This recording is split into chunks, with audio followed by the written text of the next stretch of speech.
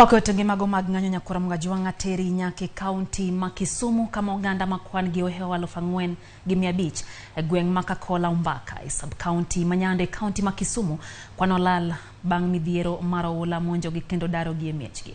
Jafwambo marwa James Okot no wuothe gwenge go kendo miyo report wi midhiero ma odago kara modagi weyo jodak makono higa ka higa.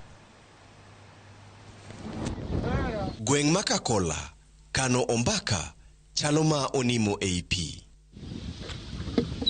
Jodak nie ng'wech mar reso mwandugi mapio ula ne omonjo.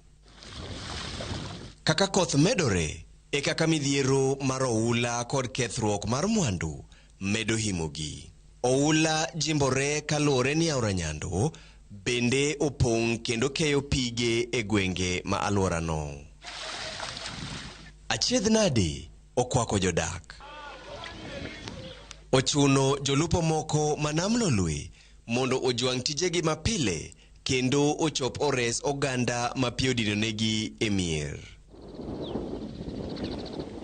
Dennis Odhiambo en achiel kuom jolupo go. Pio enyo cham, ohinyo udi, kendo enyo gimora mora. Oula ok odeo kar jot makinde mane ochuogi e skund sekondar ma Ombaka.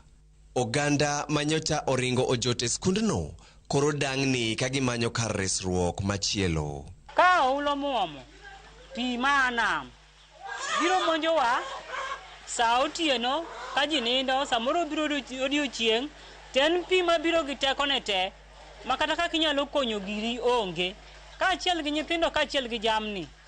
Sani wan gi kech, okinyi nyaka sani, onge gimwase bila, wadang'ne dang' e pigni kama ka achiel gi nyithindo.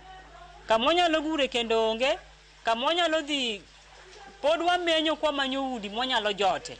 Jodak nigi luoro ni tuoche ma ikelo gi pige mochido nyalo muoch ka chenro mag thieth bende onyalo rocho. Chamo dhi te, puothe pi umo te. Pi umo puothe te, pi odonjo e ute te, pi odonjo nyaka e skul, pi odonjo nyaka osiptal. Ma kaka wanyalo konyre onge. Ka nyithindo nindo bende onge. Skul ya Masao ni pi opong'o nyaka kaka ji nyalo ninde, kata nindo ji ok nyal ninde iye kanyo. Koro kwan ni ka sirikal oyie gikonywa gimiyo gikelwa kapera kata gambude kata barangede nikech barangede go pi odhi go tieno te. Koro miyo onge kaka wanyalo timo onge waonge konyruok.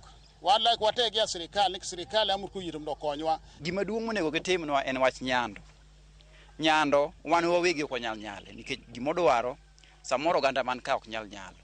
Koro ne wakwayo sirikal, both county government gi national government, mondo oriwre kanyakla, mondo gi make sure ni daik manochak gero igni machien ochope nam maka diponi koro Nyando overflow to yudo ka koro chambwa nyalo dong', jambwa nyalo dong', to kod oganda obe nyalo dong' kuonde ma gidake. Ka koro ywagi ne piny owacho en mano mar yudo kony mar chiemo, thieth kod gige koyo mapio pio.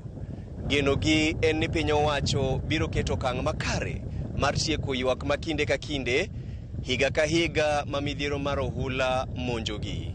Kwan ji mahawe 4,500 kalo e midhiero mar ohula e gwenge ma Ombaka. E kinde ni, ikwayo jodak manie yor ohula mondo odar omany kuonde mani malo. So many families have been affected. We estimate, according to our estimate, there are around 4,500 people who have been affected. And we are advising those who are around here and around the Nyando River to move to high grounds because it is still raining. Penjo maduong' en ni nyaka karang'o ma ohula biro siko kadaro ji kendo ketho puothegi higa ka higa. James Okoth, Ramogi TV.